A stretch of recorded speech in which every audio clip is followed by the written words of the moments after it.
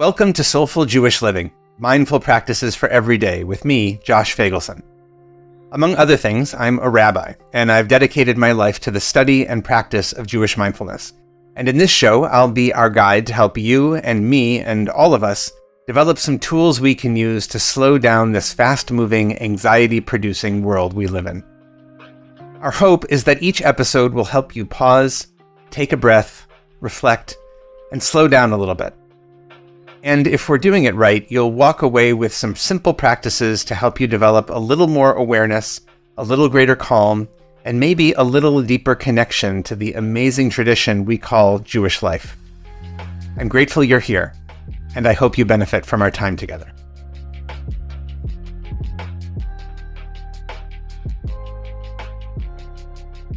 I'm the youngest of 3 children, and I have this memory of something that happened all the time, that maybe you experience too if you have siblings. Whenever we had dessert growing up, my brothers and I would argue over the size of the pieces. You got the biggest piece. No, you got a piece bigger than me. Sound familiar? After he was sick enough of hearing this, my dad came up with a solution. One of you cuts the cake, and the others get to choose their pieces first. Kind of brilliant, right? Almost like power sharing or checks and balances. All of us had a role to play as either cutter or chooser, and the cutter was incentivized to make sure that they were cutting fairly. And surprise, surprise, under this system, we quickly became happy with the piece we got. No more complaining. Of course, this was a great life hack for my dad. Align the incentives right, and hopefully you'll get the behavior you're after. But on a deeper level, I think this solution exemplified a pretty beautiful form of balance, or tiferet, which is our theme for this week. A quick refresher. We're in the middle of the period of the Omer, this beautiful 7 weeks between Passover and Shavuot that gives us an opportunity to hone in on a specific midah, or character trait. In week 1, we talked about the trait of chesed, loving connection. In our second episode, we talked about gvura, the boundary and limit setting that comes with judgment and saying no. Our theme for this week, tiferet, is that balance point between the two, the equilibrium zone. Let's go back to the cake. What if my dad had played it out differently? What if he said, "Guys, stop whining, it's enough already"? That would have been a gevura-oriented response, setting clear boundaries, but also maybe a bit harsh, kind of disciplinary. He could have gone even further and said, "If you complain, no cake." Definitely harsh. Definitely boundary setting. He also could have gone in the other direction. "Okay, guys, you're clearly struggling here, so I'll cut the cake and make sure each of you gets as much as you want." No limits, just a loving, cake-dispensing response. That would have aligned with the virtue of chesed, letting the loving connection flow. But neither of those options were right for the moment. The chesed approach, unlimited cake, would certainly have conveyed his love for us. But A, it wasn't really practical, we still would have argued, and B, it wasn't going to help us accept the inevitable limits that come with life. It would have spoiled us. So he didn't go that route. And while the gevura approach would have done a good job stopping the complaining, emotionally it didn't express love in the way he wanted to. The "thems that complain don't get dessert" approach is a little too tough love.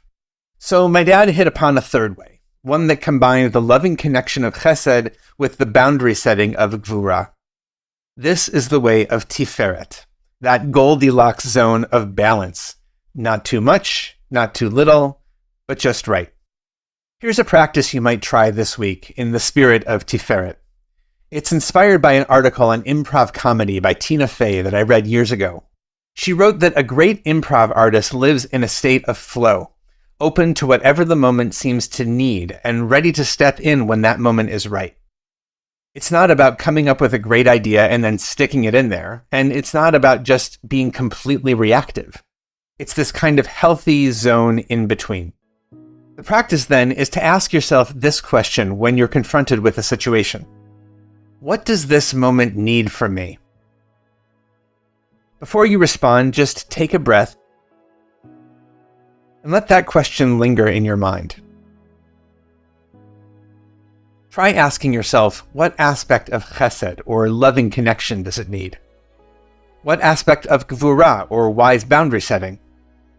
What can I uniquely contribute to the moment?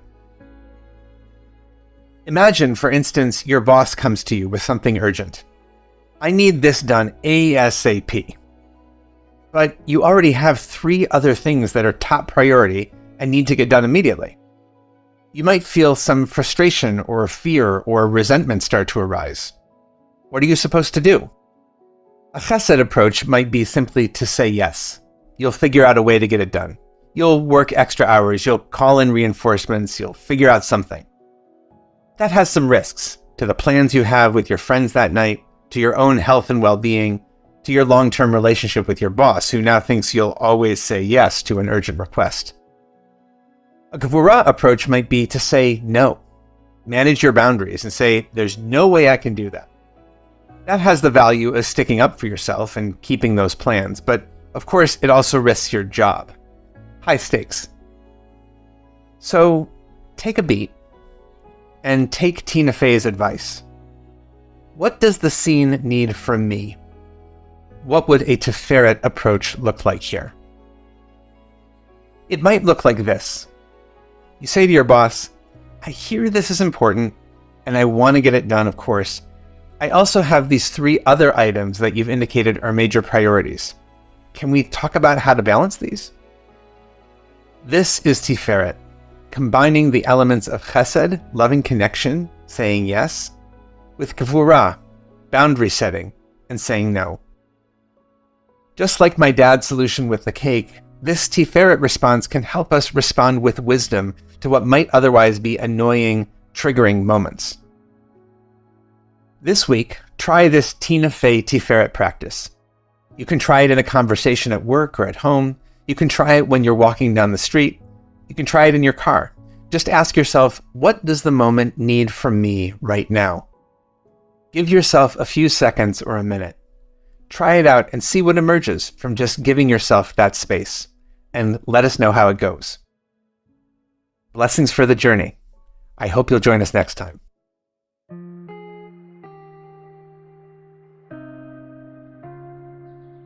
Thank you for joining us for Soulful Jewish Living, Mindful Practices for Every Day, a production of Unpacked, a division of Open Door Media, and the Institute for Jewish Spirituality. This episode was sponsored by Jonathan and Corey Califer and the Somerset Patriots, the Bridgewater, New Jersey-based AA affiliate of the New York Yankees. If you like this show, subscribe, give us 5 stars, and write us a review on Apple Podcasts.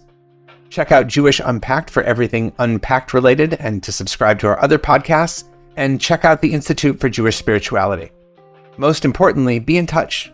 Write to us at mindfulness@jewishunpacked.com. This episode was hosted by me, Rabbi Josh Feigelson. Audio was edited by Rob Pera, and were produced by Rifki Stern.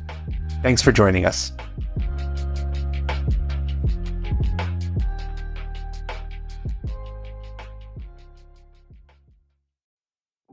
Hi, everyone. I know a lot of us are feeling overwhelmed these days, so I want to tell you about a fantastic opportunity at the Institute for Jewish Spirituality. It's our course called Awareness in Action, and it's all about applied mindfulness. Awareness in Action will help you be the best version of yourself. Calm, loving, wise, humble, courageous. This is our most popular course at IJS, and it's only being taught this spring. Register for Awareness in Action by April 9th at jewishspirituality.org. Thanks.